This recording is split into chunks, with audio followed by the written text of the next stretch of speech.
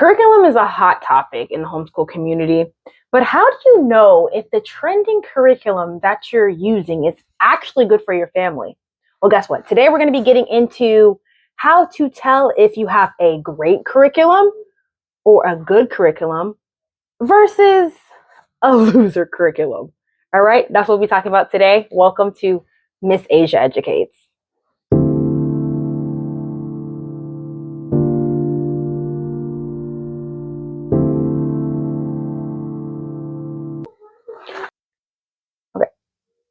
So let's start with what makes a winner curriculum.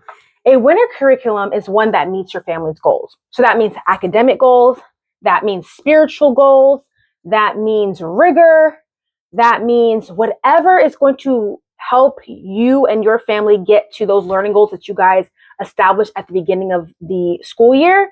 That curriculum is definitely going to be helping you guys stay on track and meet those goals. So in our family, for example, I've decided for math, I really want my kids to have the rigor of Singapore math and also be able to conceptualize math concepts in a visual way. So we decided to use dimensions, right? And I love this curriculum because it aligns very good. It's rigorous, it has good pacing, etc. So make sure that when you are picking those curriculums that they match your family's learning goals, and it helps you guys just stay on track and just continue on in excellence. All right, how about let's go to the next one. All right. Another way you can tell if you have a winner curriculum is if it has diverse instruction, okay? So diverse instruction just simply means it has different ways of presenting information, such as guided practice, teacher modeling, different ways to explore different concepts and information through projects, through hands-on learning, through activities, going outside, exploring the world around them. If your curriculum is able to not only just give you information, but take the information and take it off the page, and where you're able to actually be flexible and use it in real world situations or just present it in different ways, that is going to be a winner curriculum. And of course, when we say diverse instruction, we always want to make sure that the instruction is also impactful and is structured in a way in which the child will understand. So it goes the teacher model first. Then after the teacher model, then it goes into practice. And then from practice, then you're able to kind of practice with them, of course. So it goes teacher first, you do it with your child, a we do activity. And then, of course, they're able to eventually, once they understand the concept, they'll be able to do it independently. So all those different types of diverse structure is going to help you stay on task, your child's on task, and help you guys excel on your homeschool journey. So yes, diverse instruction is a must in a winner curriculum. All right. Here's another thing that makes a winning curriculum is clear learning goals, okay? But still progression. What does that mean? It tells you what they're learning for the day. What is a learning goal? Maybe you might see on your curriculum, it might have vocabulary like objective or learning target. But if each lesson and each activity is based off of a learning goal, which is derived most of the time from a standard, right? State standard or state standards, then you're able to follow along in the curriculum in a simple manner without being confused about what your child will be learning in that lesson or in that activity or in that week or month or however the curriculum is structured. Now, it also should make sense as far as the skill progression. So a winner curriculum is definitely going to progress in a rate that's going to make sense to your child, okay? So they are going to start from, for example, if they are doing addition and subtraction, of course they should know their numbers, right? From 1 to 100. Of course, from there, they should also know how to create number bonds and do all these different things. So each and every step becomes more and more complex, but they do not leave those foundational steps out. And you're continually able to go back to those steps, okay? So clear learning goals and production. So it has clear objectives. Foundations are first, of course. Skills build step by step. And then it's not random, right? This is going to keep your child on track. This is going to keep you on track. And then you're able to see, hey, did my child understand that concept? And if not, you can always go down. And if they're excelling, you could always go up. So yes, a winner curriculum always have clear learning goals and skill progression. All right. The next one, it also aligns with the clear learning goals and the skill progression of a winner's curriculum. Another thing that makes a winner curriculum is the fact that it also not only does step by step, but it spiral reviews. All right. So when you spiral review, in a nutshell, if you've never heard that term before, spiral review just simply means that you go over a concept and you go over a say, for example, we are going over shapes, right? My children are going over shapes and so forth. So you're trying to teach your child how to identify shapes, right? And so you teach them the shapes, you teach them the lessons, you teach them the unit, and then a spiral review will actually go back to that same concept later on when you're learning about maybe 3D shapes. Maybe you learn about 2D shapes first, and now you're going into 3D shapes. So it builds on each other, and it also makes sure that that your child sees that concept again, right? So the learning goals hits the prerequisite, but then the spiral review helps them see that progression again. So that is also very, very important. So old concepts are revisited, especially in math. This is very important because in math, that's something that you have to just continually do, or your children are going to forget those math concepts. So having a curriculum that spiral reviews and does things over and over and over again is going to help your child retain that information. It's going to help your child understand more complex concepts. And it's going to help them feel a lot more confident and a lot more ready for whatever comes at them because they've seen the information before and they're practicing over and over and over again. That's why it's called spiral review, because you're revisiting something that you've already learned, but you're just adding on to it, and it just becomes a little bit more complex, right? But anyway, spiral review, spiral review, spiral review. That is important, and it's going to help you and your child keep that understanding that you've already taught. All right. And then last but not least, what makes a winner curriculum is diverse assessments, okay? So I know a lot of people don't like the assessments word, but it's important. Assessments help us know, hey, what I'm teaching, is it working, right? So diverse assessments is also a must in a winner curriculum.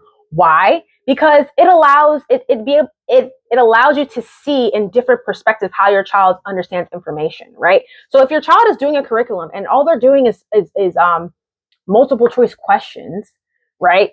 And over and over, how do you know how they're really thinking, especially when it comes to math? I love the fact that math needs to be drawn out. I don't like multiple choice questions when it comes to teaching math or anything like that. I like open-ended questions, they call it. So that means that I give you a question and your child is able to write it out and show me their thinking, show me their work, and even explain it in their own words as well. So in diverse assessments, you have multiple types of assessments. You have just little check-ins. Maybe it's a bubble sheet. Maybe it is just a simple, hey, are you understanding that concept? Like it could be verbal, right?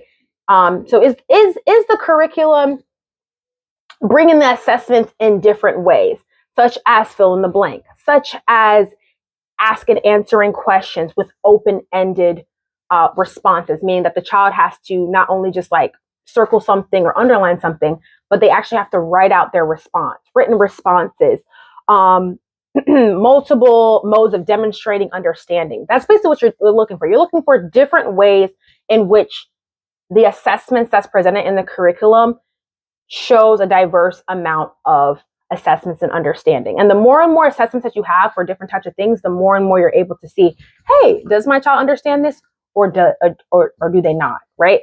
So that is super, super important. All right. So, so yes, diverse assessments are important because you always know what your child understands. And the more and more types of assessments that they're able to see, the better it becomes. And of course, I'll be getting actually deeper into that later on. So I have a guide or a playlist called the Homeschool Success Framework.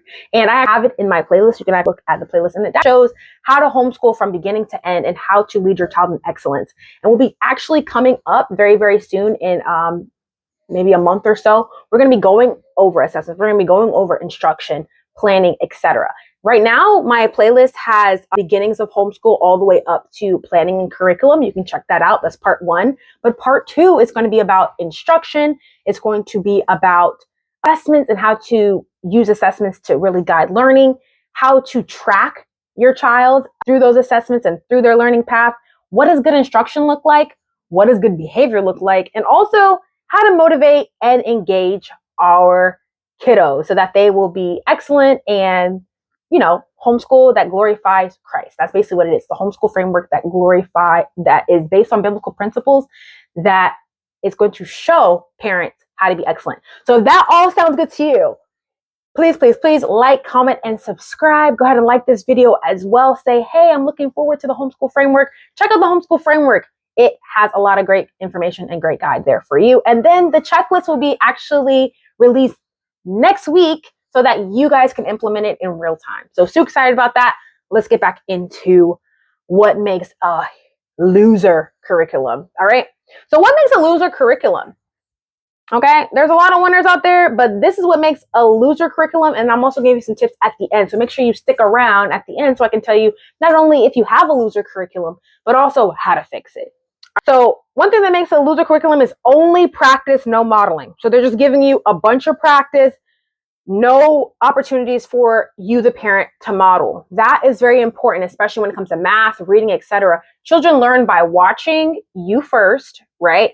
And then over time, they actually become more independent as they get older or as they just become mature in, their homeschool journey, right? So if there's nothing but practice, that's not going to help your child, all right? So make sure that it is just like the winter curriculum has different, it's structured in a way that's going to help your child understand. A loser curriculum is going to be just practice, no modeling, no understanding. You don't know what's going on the page. It's just a bunch of practice, basically. So this is worksheet heavy, no instructional guidance, and assumes understanding, all right? It doesn't start off with a baseline. It just says, hey, you know how to do this. You're in first grade. That's it. And no review or prerequisite or warm-up activity, none of that, okay? So you want something where you're not only practicing, but the child is able to model, and it doesn't assume their understanding right away. Another thing that makes a loser curriculum is it doesn't meet your goals. So say, for example, you would like for science, for example, again, I'm going to kind of use my family as an example. For science, I would like for it to be biblically framed. So I personally want a curriculum that still teaches what they teach in secular school, but also what they teach in the Bible, right? And how that meets and how biblical principles are actually it breaks down better than just the secular, right? And I actually found a curriculum that does that. It teaches the fundamentals of secular science, but it also shows how biblical principles and how the Bible actually has a lot of science in it, and how God created different things and how his creation, and it ties all back to the Bible in a way, right? So no evolution, creationism, and it kind of teaches kind of apologetics and science. It's really cool. So whatever you want for your child and whatever you want as far as your learning goals to be met for the year, you want a curriculum that meets that goal. So not just because it's trendy, not because everybody else is doing, oh my gosh, everybody's doing what's one? The Big and the Beautiful. Everybody's doing this and that. I don't know. There's so many curriculums out there. But anyway, just because someone else is working for someone else's family, that might be good. The reason why it's probably successful for them is because guess what? It meets their learning goals. But if it doesn't meet your learning goals, you're going to get the curriculum and be like, this is a waste of time, right? Because it doesn't match what you want. So make sure that the curriculum matches your learning goal. All right. So another thing that makes a loser curriculum, or the one way you might know that you have a loser curriculum, it only has one mode of teaching. Okay. And I think I've said this earlier, right? It just has fill in the blanks through the whole book. Multiple choice questions. It's very dry. It just has no activity, no pizzazz, no engagement. Just, hey, fill out this blank, do this worksheet, and you're done. All right. And that's how you know that that's not a very good curriculum. And you're probably going to have to go to the drawing board and do the things that I'm going to be outlining in the end of this video. So keep going. Thank you guys for staying in there. But yes, fill in the blank, circling the answers, move on. That's it. If they're just doing that over and over and over again, there's no a true and false question, something, right? Taking the information off the page at least 1 or 2 times. Yes. Loser curriculum. We want engaging learning. We want something that's going to show multiple ways that our child is learning. So yeah, one mode of teaching, not it. All right. Last but not least, which I've kind of went over before, is no spiral review. So they just literally, you teach something or your child understands a concept and then that's it. You never see it again. It's never mentioned again, especially in math. This is very alarming. Math should always consistently go back to different concepts. They should be consistently going back to adding, subtracting, multiplication, fractions, all that stuff. It should literally you should be doing it over and over and over again. Same thing for reading and ELA. Your child should consistently be going back to, especially when they're in the upper elementary school grades, going back to understanding main idea, knowing how to read, answer questions, underlining the text, like doing all those things over and over and over again so that they become critical thinking when it comes to ELA and just all around better learners. So yes, no spiral review. So old math concepts disappear, gaps form, and assessments are sporadic. You do not want that. So yes. And there's consequences for not going back. That's how you get gaps. That's how you get misunderstanding.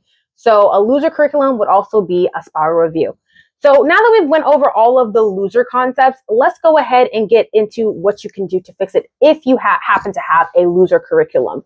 All right. So number one is do not beat yourself up. All right. Do not beat yourself up. Everybody has times where, hey, that curriculum just doesn't match our family, doesn't match our goals right now. That's okay. But it might later on down the line, you know what I'm saying? Or maybe we might drop it all together.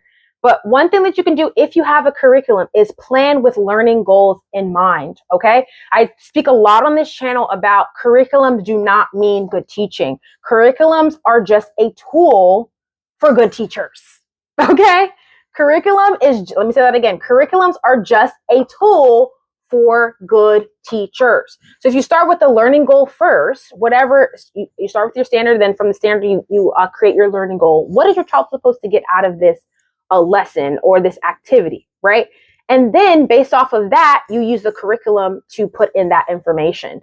That's super important, okay? So plan with learning goals in mind, all right? Number two, supplement where it lacks modeling or spiral review. So if it lacks those things, go ahead and supplement and go to a website or Teacher Pay Teacher or different other resources out there, especially on the website. You can find something, right, to help you build whatever you may be missing. Same thing for modeling. Say, for example, you just see a bunch of, practice, but there's no modeling. There's no teacher guidance there. Go ahead and just take it upon yourself and plan that for your child, right? And this is another thing. Make sure you, not only after you do your learning goal, make sure you are lesson planning if you have a really bad curriculum so that you can see where you can fill in those gaps as far as where your curriculum lacks, and then you're prepared to teach your child around any type of weaknesses that the curriculum may have. And then last but not least, number three, prayerfully research and switch if necessary. Okay, so if all else fails, prayerfully research and switch if necessary. So sometimes it's just not cutting it. You're not going anywhere. Your child's not growing. You might have to change, but just make sure that you give it a chance for at least a little while just to see if the supplement helped. If you find out the supplement doesn't help, you're still stuck, go ahead and drop the curriculum and then start researching a quality curriculum that matches the learning goals and all those different things that we went over earlier. Remember, you're building intentionally, and this is something that, you might just have to stop and be like, hey, curriculum's not working. I'm going to go ahead and put these in place, be prayerful. If it's still not working, guess what? We're going to go ahead and research something that's quality, get that, and get right back on the path to success and excellence. All right. So do that and make sure you be intentional. So before we close, I want to anchor this in scripture. So Proverbs 24:3-4 says, through skillful and godly wisdom, a house, a life, a home is built. And by understanding, it is established on sound and good foundation. And by knowledge, its rooms are filled with all precious and pleasant riches. So of course, as you're going through this journey, number one, God's wisdom is the foundation of your homeschool. We'll start that. We'll start it there. Okay. God's wisdom is the foundation of your homeschool. And through godly wisdom, through prayer, through seeking God's face for the direction of your homeschool, that helps in choosing a good curriculum. That helps in operating in wisdom to know what curriculum is going to be good for your family and what's not. And we all know that a curriculum is part of the foundation, right? It's a tool that helps you become a better. It's a tool that helps you basically teach your child in an effective way. So understanding the wisdom to choosing the right curriculum and understanding the wisdom that, hey, at the end of the day, whether this works or not, or the case may be, whether it's a bad curriculum or a good curriculum, just continually to press into Christ. And guess what? He's going to make that weak curriculum better. He's going to give you wisdom to move on, or he's also going to take that good curriculum and he's going to help you move in excellence. It's all about relying on Christ, relying on what he has for your family, and relying on just that still small voice that is in all of our spirits, those of us that have put our faith in Jesus Christ, and just continually pressing on, not giving up, and just trusting in his plan for our lives. All right. So meditate on that scripture, guys. God gives us wisdom through the Holy Spirit. We are not alone in these decisions. When we operate in biblical excellence, he honors that. Choosing wisely is obedience. So we're not just picking books. We're building a house. We're building a foundation. And that's what this video is all about.